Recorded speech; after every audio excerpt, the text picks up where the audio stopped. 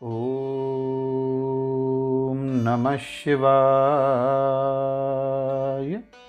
श्री शिव महापुराण वायवी संहिता पूर्व खंड छठा अध्याय महेश्वर की महत्ता का प्रतिपादन। मुनि बोले, हे देव, आपने पूर्व में पशु तथा पाश के विषय में बताया है। अब इन दोनों से विलक्षण तथा इन पर शासन करने वाले किसी तत्व अर्थात पशुपति के विषय में बताइए। वायु देवता कहते हैं, महर्षियों, इस विश्व का निर्माण करने वाला कोई पति है जो अनंत रमणीय गुणों का आश्रय कहा गया है। वही पशुओं को पाश से मुक्त करने वाला है। उसके बिना संसार की सृष्टि कैसे हो सकती है, क्योंकि पशु अज्ञानी और पाश अचेतन है। प्रधान, परमाणु आदि जितने भी जड़ तत्व हैं, उन सब का कर्ता वह पति ही है। यह बात स्वयं समझ में आ जाती है। किसी बुद्धिमान या चेतन कारण के बिना इन जड़ तत्वों का निर्माण कैसे संभव है। यह जगत कृत सापेक्ष है, क्योंकि कार्य सावयव है, अतः कार्य का कर्ता ईश्वर ही हो सकता है, पशु और पाश नहीं। पशु भी कर्ता होता है, किंतु वह ईश्वर की प्रेरणा से ही होता है। उसका यह कर्तव्य दूसरे के आश्रय से अंधे के चलने के समान भ्रमतात्मक होता है। यह जीव जब अपने को प्रेरक ईश्वर से भिन्न मानकर उसकी उपासना करता है, तब ईश्वर से उपकृत हो जाने के कारण वह अमृतत्व को प्राप्त कर लेता है। पशु, पाश और पति का जो वास्तव में पृथक पृथक स्वरूप है, उसे जानकर ही ब्रह्मवेत्ता पुरुष योनि से मुक्त होता है। क्षर और अक्षर ये दोनों एक दूसरे से संयुक्त होते हैं। पति या महेश्वर ही व्यक्ताव्यक्त जगत का भरण पोषण करते हैं। वे ही जगत को बंधन से छुड़ाने वाले हैं। भोक्ता, भोग्य, प्रेरक ये तीन ही तत्व जानने योग्य हैं। विज्ञ पुरुषों के लिए इनसे भिन्न दूसरी कोई वस्तु जानने योग्य नहीं है। जिस प्रकार तिल में तेल, दही में घृत, स्रोत में जल तथा अरणी में अग्नि व्याप्त रहती है, उसी प्रकार विलक्षण महान आत्मा को सत्य एवं तप से नित्य युक्त व्यक्ति अपने में सतत देखता है। इंद्रजाल के समान एक ही ईश्वर वश में करने वाली अपनी माया शक्तियों से इन सभी लोकों को वश में करके अपना ऐश्वर्य विस्तार करता है। सृष्टि के आरंभ में एक ही रुद्रदेव विद्यमान रहते हैं, दूसरा कोई नहीं होता। वे ही इस जगत की सृष्टि करके इसकी रक्षा करते हैं और अंत में सबका संहार कर डालते हैं। उनके सब और नेत्र हैं, सब और मुख हैं, सब और भुजाएं हैं और सब और चरण हैं। वे ही एक महेश्वर देव धौ तथा पृथ्वी को उत्पन्न करते हैं, और वे ही संपूर्ण देवगणों को उत्पन्न करते हैं तथा उनकी अभिवृद्धि करते हैं। ये ही सबसे पहले देवताओं में ब्रह्मा जी को उत्पन्न करते हैं। श्रुति कहती है कि रुद्रदेव सबसे श्रेष्ठ महान ऋषि हैं। मैं इन महान अमृत स्वरूप अविनाशी पुरुष परमेश्वर को जानता हूँ। इनकी अंग कांति सूर्य के समान है। ये प्रभु अज्ञानांधकार से परे विराजमान हैं। इन परमात्मा से परे दूसरी कोई वस्तु नहीं है। इनसे अत्यंत सूक्ष्म और इनसे अधिक महान भी कुछ नहीं है। इनसे यह सारा जगत परिपूर्ण है। उन परमात्मा रुद्र के मुख, सिर और ग्रीवा सर्वत्र व्याप्त हैं। सभी प्राणियों के हृदय स्थल में वे स्थित हैं। वे सर्वव्यापी, सर्वगत, ऐश्वर्यशाली एवं शिव स्वरूप हैं। इनके सब और हाथ, पैर, नेत्र, मस्तक, मुख और कान हैं। ये लोक में सबको व्याप्त करके स्थित हैं। ये संपूर्ण इंद्रियों के विषयों को जानने वाले हैं, परंतु वास्तव में सब इंद्रियों से रहित हैं। सबके स्वामी, शासक, शरणदाता और सुहृद हैं। ये नेत्र के बिना भी देखते हैं और कान के बिना भी सुनते हैं। ये सबको जानते हैं, किंतु इनको पूर्ण रूप से जानने वाला कोई नहीं है। इन्हें परम पुरुष कहते हैं। ये अणु से भी अत्यंत अणु और महान से भी परम महान हैं। ये अविनाशी महेश्वर इस जीव की हृदय गुफा में निवास करते हैं। उस यज्ञ रहित यज्ञ स्वरूप अतिशय महिमा वाले परमात्मा को उसी परमात्मा की कृपा से शोक रहित हुआ पुरुष देख पाता है। मैं उस जरा रहित सर्वव्यापी तथा सर्वज्ञ पुराण पुरुष को जानता हूँ, जिसके ध्यान से जन्म मरण आदि का विरोध हो जाता है। ऐसा ब्रह्मवेत्ता लोग कहते हैं।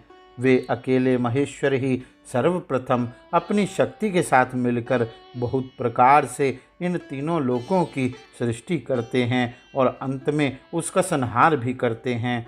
विश्व को धारण करने वाली वह शैवी शक्ति अजा, चित्राकृति, अद्भुत स्वरूपा एवं परा आदि नामों से पुकारी जाती है। जन्म रहिता उस रक्त, श्वेत, कृष्ण वर्णा, समष्टि रूपा तथा प्रजाओं को उत्पन्न करने वाली मूल प्रकृति का सेवन वह अजन्मा जीवात्मा करता है और आत्मस्वरूप में स्थिता भुक्त भोगा उस प्रकृति का दूसरा पुरुष परमात्मा त्याग कर देता है। एक साथ रहने वाले दो पक्षी एक ही वृक्ष शरीर का आश्रय लेकर रहते हैं। उनमें से एक तो उस वृक्ष के कर्म रूप फलों का स्वाद ले लेकर उपभोग करता है, किंतु दूसरा उस वृक्ष के फल का उपभोग ना करता हुआ केवल देखता रहता है। जीवात्मा इस वृक्ष के प्रति आसक्ति में डूबा हुआ है, अतः मोहित होकर शोक करता रहता है। वह जब कभी भगवत कृपा से भक्त सेवित परम कारण रूप परमेश्वर का और उनकी महिमा का साक्षात्कार कर लेता है, तब शोक रहित हो सुखी हो जाता है। छंद, यज्ञ, क्रतु तथा भूत, वर्तमान और भविष्य संपूर्ण विश्व को वह मायावी रचता है और माया से ही उसमें प्रविष्ट होकर रहता है। प्रकृति को ही माया समझना चाहिए और महेश्वर ही वह मायावी है। उस प्रकृति के अवयवों से यह संपूर्ण जगत व्याप्त है। गर्भाशय के मध्य में स्थित कलल में विद्यमान बीज से भी अधिक परमात्मा सूक्ष्म है। उस मंगलमय परमेश्वर को इस विश्व का सृष्टा एवं परिचालक जानकर साधक परम शक्ति प्राप्त कर लेता है। वह परमेश्वर ही काल स्वरूप रक्षक एवं विश्व का अधिपति है। उस विश्वाधिपति को जानकर जीव काल पाश से छुटकारा पा जाता है।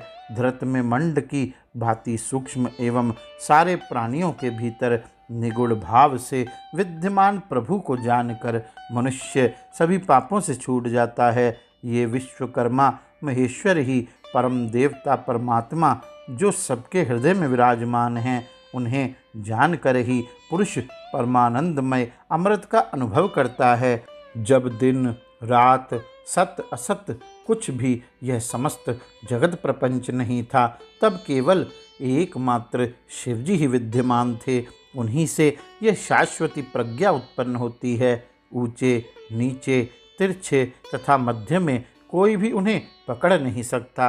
वे महान यश वाले हैं तथा उनकी कोई तुलना नहीं है। जन्म मृत्यु के भय से आक्रांत पुरुष उन अजन्मा तथा अद्वितीय भगवान रुद्र को तत्वतः जानकर रक्षा के लिए उनके कल्याणमय स्वरूप की शरण ग्रहण कर लेते हैं। ब्रह्मा से भी श्रेष्ठ असीम एवं अविनाशी परमात्मा में विद्या और अविद्या दोनों गूढ़ भाव से स्थित हैं। विनाशशील जड़ वर्ग को ही यहाँ अविद्या कहा गया है और अविनाशी जीव को विद्या नाम दिया गया है, जो उन दोनों विद्या और अविद्या पर शासन करते हैं। वे महेश्वर उनसे सर्वथा भिन्न विलक्षण हैं। ये प्रतापी महेश्वर इस जगत में समष्टिभूत और इंद्रिय वर्ग रूप एक एक जाल को अनेक प्रकार से रचकर इसका विस्तार करते हैं, फिर अंत में संहार करके सबको अनेक से एक में परिणत कर देते हैं तथा पुनः सृष्टि काल में सबकी पूर्ववत रचना करके सब पर अधिपत्य करते हैं। जैसे सूर्य अकेला ही ऊपर नीचे तथा अगल बगल की दिशाओं को प्रकाशित करता हुआ स्वयं भी दीप्यमान होता है, उसी प्रकार ये भजनीय परमेश्वर अकेले ही समस्त कारण रूप पृथ्वी आदि तत्वों का नियमन करते हैं। वे ही वस्तु स्वरूप वाच्य एवं वाचक को और गुणों को भोक्ता तथा भोग्य के रूप में परिणमित करते हुए संसार में अधिष्ठित हैं। गुह्य उपनिषदों में गूढ़ रूप से प्रतिपाद्य जगत कर्ता तथा ब्रह्मा जी को भी उत्पन्न करने वाले उस परात्पर ब्रह्म को पहले देवगणों एवं महर्षियों ने जाना था। श्रद्धा और भक्तिभाव से प्राप्त होने योग्य आश्रय रहित कहे जाने वाले जगत की उत्पत्ति और संहार करने वाले कल्याण स्वरूप एवं 16 कलाओं की रचना करने वाले उन महादेव को जो जानते हैं, वे शरीर के बंधन को सदा के लिए त्याग देते हैं, अर्थात जन्म मृत्यु के चक्कर से छूट जाते हैं। मोह में पड़े हुए कुछ लोग उन्हें स्वभाव और कुछ लोग काल मानते हैं। यह उन परमात्मा की महिमा ही है जिससे यह संसार भ्रमित है। काल के भी काल स्वरूप जिन परमात्मा ने सारे जगत को आवृत कर रखा है, उन्हीं से प्रेरित यह कर्म प्राणियों के साथ प्रवृत्त होता है। वे परमात्मा कला आदि तत्वों का सत्व आदि गुणों के साथ योग करके बारंबार नानाविध कर्मों को संपन्न कर उनसे विनिवृत्त हो जाते हैं। आकाश आदि 8 मूर्तियों, सत्व आदि 3 गुणों, विद्या अविद्या दोनों शक्तियों अथवा एकमात्र मूल प्रकृति, काल तथा इच्छा आदि आत्मगुणों के द्वारा यह समस्त विश्व अभिव्याप्त है। वह परमात्मा सत्व आदि गुणों के द्वारा कर्मों की परिकल्पना कर उनसे स्वभाव आदि का योग करता है। उन गुण एवं स्वभाव आदि का अभाव होने पर किए गए कर्म का भी नाश हो जाता है। प्राणियों के कर्म का क्षय होने पर परमेश्वर पुनः अन्य कर्म स्वभाव आदि की प्राप्ति कराता है। वह आदि पुरुष परमात्मा ही भोक्ता और भोग के पारस्परिक संयोग में निमित्त बनता है। वे ही परमेश्वर तीनों कालों से परे निष्कल सर्वज्ञ त्रिगुणाधीश्वर एवं साक्षात परात्पर ब्रह्म है। संपूर्ण विश्व उन्हीं का रूप है। वे सबकी उत्पत्ति के कारण होकर भी स्वयं अजन्मा हैं, स्तुति के योग्य हैं, प्रजाओं के पालक, देवताओं के भी देवता और संपूर्ण जगत के लिए पूजनीय हैं। अपने हृदय में विराजमान उन परमेश्वर की हम उपासना करते हैं जो काल आदि से भी परे हैं, जिनसे यह समस्त प्रपंच प्रकट होता है, जो धर्म के पालक, पाप के नाशक, भोगों के स्वामी तथा संपूर्ण विश्व के धाम हैं, जो ईश्वरों के भी परम महेश्वर, देवताओं के भी परम देवता तथा पतियों के भी परम पति हैं। उन भुवनेश्वरों के भी ईश्वर महादेव को हम सबसे परे जानते हैं।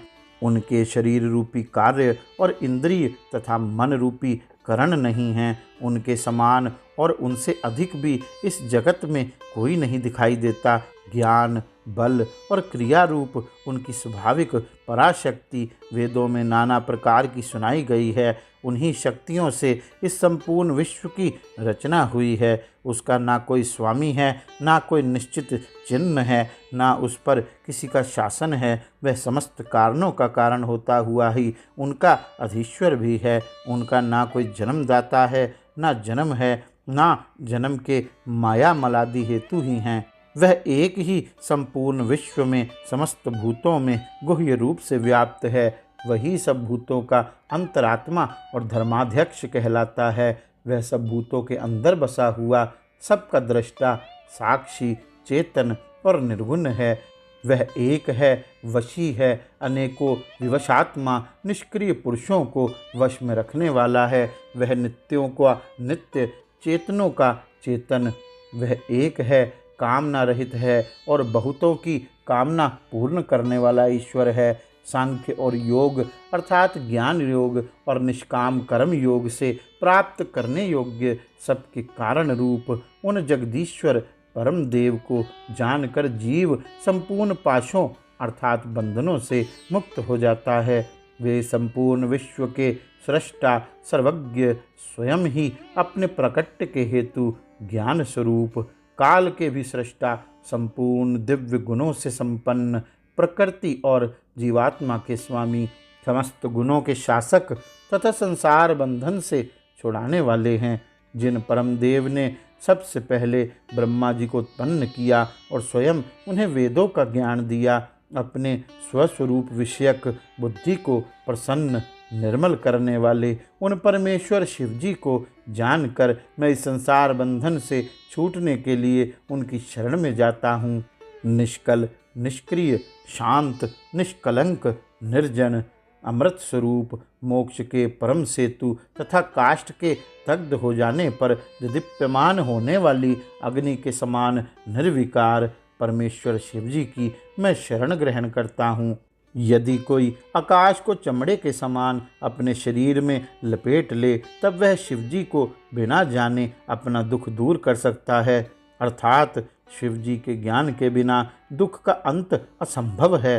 हे महर्षियों, अपनी तपस्या के प्रभाव और शिव जी के अनुग्रह से संन्यासाश्रमोचित, पापनाशक, पवित्र, वेदांत में परम गुप्त और पूर्व कल्प में कहे गए इस ज्ञान को मैंने अपने भाग्य के प्रभाव से ब्रह्मा जी के मुख से प्राप्त किया। यह श्रेष्ठ ज्ञान न अस्थिर चित्त वाले व्यक्ति को, ना सदाचार विहीन पुत्र को तथा ना तो अयोग्य शिष्य को ही देना चाहिए। जिनकी परम देव परमेश्वर में परम भक्ति है, जैसे परमेश्वर में है वैसे ही गुरु में भी है, उस महात्मा पुरुष के हृदय में ही ये बताए हुए रहस्यमय अर्थ प्रकाशित होते हैं।